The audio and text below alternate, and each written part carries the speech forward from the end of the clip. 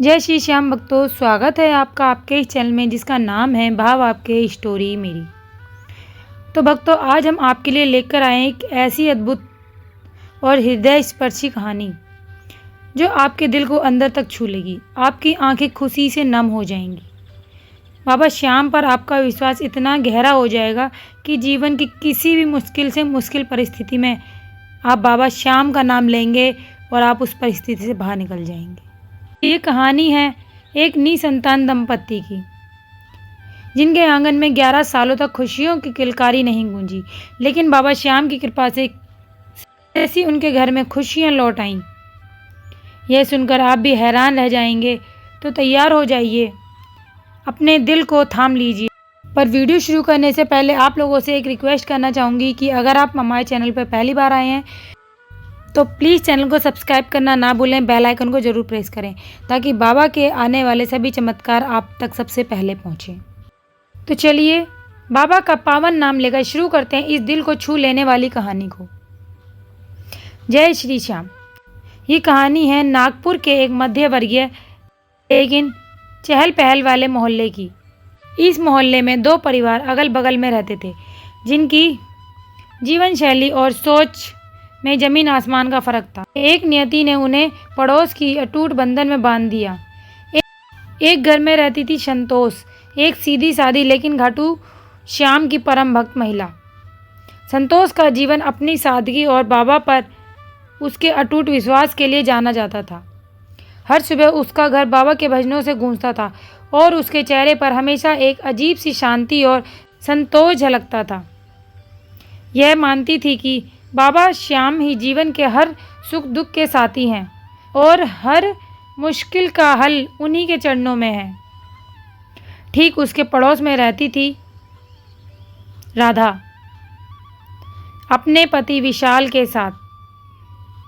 राधा पढ़ी लिखी आधुनिक विचारों वाली महिला थी, जो विज्ञान पर, डॉक्टर्स पर और तर्क पर ज़्यादा भरोसा करती थी। उसके लिए पूजा पाठ, मन्नतें और भगवान के चमत्कार सिर्फ अंधविश्वास या मन का वहम था। राधा और विशाल की शादी को अब 11 साल हो चुके थे, लेकिन उनके आंगन में संतान की किलकारी नहीं गूंजी थी। यह उनके जीवन का सबसे बड़ा खालीपन था, एक ऐसा घाव जो हर दिन गहरा होता जा रहा था। राधा और विशाल ने संतान सुख पाने का हर तरह का इलाज करवाया, दिल्ली के बड़े बड़े डॉक्टर्स को दिखाया, लाखों रुपए पानी की तरह बहा दिए।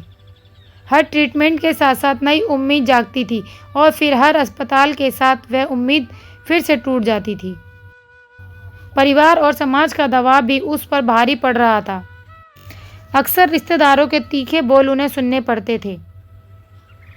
बच्चे के बिना क्या ज़िंदगी है, बच्चा होना ज़रूरी है, इतना टाइम हो गया अभी तक बच्चा नहीं हुआ, क्या कमी है। राधा अक्सर उदास मन से संतोष के पास आया करती थी और अपने दुख, अपनी असफलताएं और अपने डॉक्टर्स के जवाब सुनाया करती थी। संतोष उसका दर्द जानती थी, उसे राधा का दर्द अपना सा लगता था।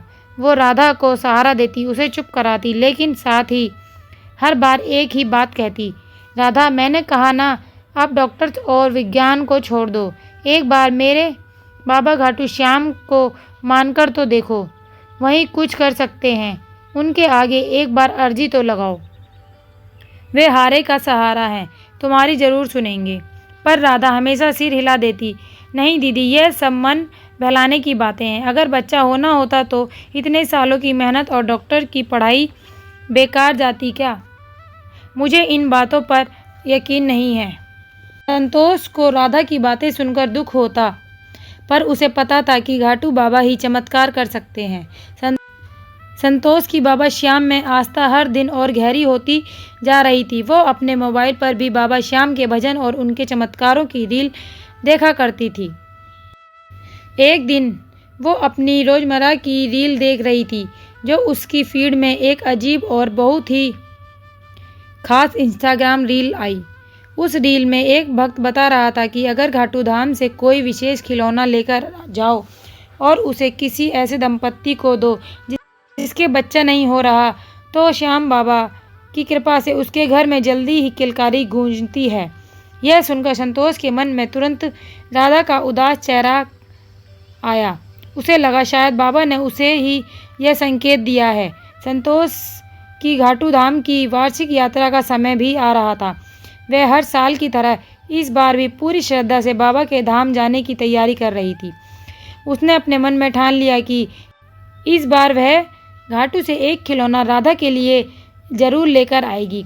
वह राधा माने या ना माने। संतोष घाटू श्याम पहुंची। मंदिर का भव्य नज़ारा, भक्तों की भीड़ और हवा में गूंजते जयकारे जयकारे सब कुछ उसे पहले की तरह आनंदमय लग रहा था। उसने बाबा के दर्शन किए, भजनों में लीन हुए और अपने परिवार की खुशहाली के लिए प्रार्थना की। जब वह बाबा के चरणों में बैठी थी तो एक बार फिर राधा का दर्द, उसकी सूनी गोद, उसकी आंखों में छिपी उदासी उसके सामने आ गई। संतोष ने बाबा से मन ही मन प्रार्थना की, बाबा मेरी राधा बहुत परेशान है, मुझे आप पर भरोसा नहीं है पर मुझे है, आप ही कुछ करो। उसकी सूनी गोद भर दो बाबा, मैं उसके लिए खिलौना लेकर जा रही हूँ। अपनी पूजा और प्रार्थना खत्म करने के बाद संतोष मंदिर परिसर के बाहर बनी दुकानों की ओर गई। उसने बहुत ध्यान से एक सुंदर प्यारा सा खिलौना चुना। वो कोई बड़ा या महंगा खिलौना नहीं था, बल्कि एक छोटा सा रंगीन खिलौना था, जिसे संतोष ने अपने हाथों में लेकर महसूस किया मानो उसमें बाबा का आशीर्वाद समा गया हो। घाटू धाम से लौटने के बाद संतोष के मन में एक नई ऊर्जा और उत्साह था। वह जानती थी कि उसे क्या करना है। शाम होते ही वह उस खास खिलौने को लेकर राधा के घर पहुंची। राधा अपने घर में उदास बैठी थी। संतोष ने मुस्कुराते हुए आवाज़ दी, राधा देख, मैं घाटू धाम से तेरे लिए क्या लेकर आई हूँ। राधा ने संतोष की ओर देखा। उसके चेहरे पर हल्की सी मुस्कान थी। क्या दीदी, यह सब क्या है? संतोष ने खिलौना रीना को दिया। संतोष ने खिलौना राधा के हाथ में देते हुए कहा, यह कोई साधारण खिलौना नहीं है राधा, यह मेरे श्याम बाबा का आशीर्वाद है। मैंने इसे खास तेरे लिए घाटू से लाई हूँ। राधा ने खिलौना लिया। उसे देखकर थोड़ा असमंजस में थी। उसे इन सब बातों पर यकीन न था, पर वो संतोष का दिल नहीं दुखाना चाहती थी। संतोष ने राधा की आंखों में देखते हुए कहा, देखना राधा, जल्दी ही तुझे एक बहुत बड़ी खुशखबरी मिलेगी। फिर तू तब मानेगी मेरे बाबा को कि वह कोई अंधविश्वास नहीं है। संतोष राधा के चेहरे पर एक आशा की किरण छोड़कर चली गई। राधा ने खिलौने को एक तरफ रख दिया। संतोष की बात सुनकर उसे थोड़ा अच्छा लगा। उसने सोचा, दीदी का मन रखने के लिए ठीक है, पर ऐसा कहाँ होता है। दिन बीतते गए। एक महीना बीता, फिर दूसरा बीता। राधा ने उस खिलौने को अलमारी में रख दिया और अपनी सामान्य दिनचर्या में लौट आई। वही डॉक्टर, वही इलाज, उन्हीं सब पर ध्यान दे रही थी। तकरीबन 3 महीने बीत चुके थे जब राधा को अपने शरीर में कुछ अजीब से बदलाव महसूस होने लगे। उसे लगा कि शायद यह किसी फिट ट्रीटमेंट के साइड इफ़ेक्ट हैं या तनाव के कारण हो रहा है। उसने अपनी दोस्त से बात की जिसने उसे प्रेगनेंसी टेस्ट करने की सलाह दी। राधा ने संकोच करते हुए टेस्ट किया और जो नतीजा आया उसे देखकर उसकी आंखें फटी की फटी रह गईं। टेस्ट पॉजिटिव था। राधा को अपनी आंखों पर विश्वास नहीं हुआ। उसने तुरंत विशाल को बुलाया। विशाल भी यह देखकर हैरान था। वह दोनों भागकर अपने डॉक्टर्स के पास गए। डॉक्टर ने राधा के सभी टेस्ट किए। कुछ ही दिनों में डॉक्टर ने इसकी पुष्टि कर दी कि राधा गर्भवती है। डॉक्टर भी हैरान थे क्योंकि इतने सालों के इलाज के बाद और इतनी सारी असफलताओं के बाद यह एक चमत्कार से कम नहीं था। वो राधा के पुराने मेडिकल रिकॉर्ड्स देख रहे थे, यकीन नहीं कर पा रहे थे। राधा को अपनी खुशी संभालने में मुश्किल हो रही थी। उसने मन में एक साथ कई भावनाएं उमड़ रही थीं। अपार खुशी थी। उसे तुरंत संतोष दीदी और घाटू से लाए गए खिलौने की याद आई। उसे संतोष के वह शब्द याद आए, देखना राधा, जल्दी ही तुझे खुशखबरी मिलेगी और फिर तू मानेगी मेरे बाबा को। राधा भागती हुई संतोष के घर गई। उसकी आंखों में आंसू थे, लेकिन इस बार खुशी के आंसू थे। वह संतोष को देखते ही उससे लिपट गई और जोर जोर से रोने लगी। दीदी दीदी, यह हो गया, मैं माँ बनने वाली हूँ, यह सब बाबा की कृपा से है। संतोष राधा को देखकर मुस्कुराई, उसकी आंखों में भी आंसू थे। वह जानती थी कि यह सब बाबा का ही चमत्कार है। राधा ने तुरंत अपने घर में बाबा श्याम की जो मूर्ति संतोष ने लाने को कहा था, उसके आगे सिर झुकाकर प्रणाम किया। उसने पहली बार दिल से बाबा को धन्यवाद दिया। उसी खिलौने को हाथ में लेकर, जिसे उसने पहले सिर्फ एक वस्तु समझा था। राधा के परिवार यानी कि पति विशाल और ससुराल वालों ने भी इस चमत्कार को देखकर अपनी सोच बदली। विशाल, जो पहले तर्क और विज्ञान पर विश्वास करता था, अब श्याम बाबा की शक्ति पर विश्वास करने लगा। उसके घर में एक नया उत्साह और भक्ति का माहौल बन गया। कुछ महीनों बाद राधा ने एक स्वस्थ और सुंदर बच्चे को जन्म दिया।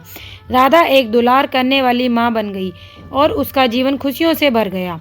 राधा और उसका परिवार संतोष के साथ मिलकर अपनी पहली घाटू धाम यात्रा पर गए। मंदिर में बाबा के दर्शन करते हुए राधा के आंसू थम नहीं रहे थे। उसने बाबा के चरणों में उस खिलौने को रखा और रोते हुए कहा, बाबा, मैं आपकी अज्ञानी भक्त थी, मैंने आपकी शक्ति को समझा नहीं, आपकी शक्ति को मैंने कभी माना नहीं।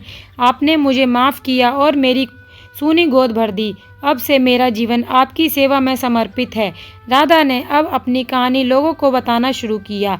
बताती थी कि कैसे विज्ञान ने जवाब दे दिया, लेकिन बाबा श्याम ने एक खिलौने के माध्यम से उसके जीवन में खुशियां भर दी।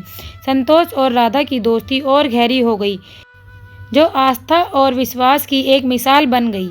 यह कहानी हमें सिखाती है कि बाबा घाटू श्याम की कृपा और विश्वास की शक्ति से कुछ भी असंभव नहीं है। तो देखा भक्तों आपने, ऐसी है मेरे बाबा श्याम की कृपा। तो अगर आपको ये वीडियो अच्छी लगी हो तो प्लीज़ वीडियो को लाइक कीजिएगा, चैनल को सब्सक्राइब कीजिएगा और बेल आइकन ज़रूर प्रेस कीजिएगा और कमेंट में जय श्री श्याम ज़रूर लिखिएगा भक्तों। तो मिलते हैं अगली वीडियो में बाबा के अगले चमत्कार के साथ। तब तक के लिए जय श्री श्याम।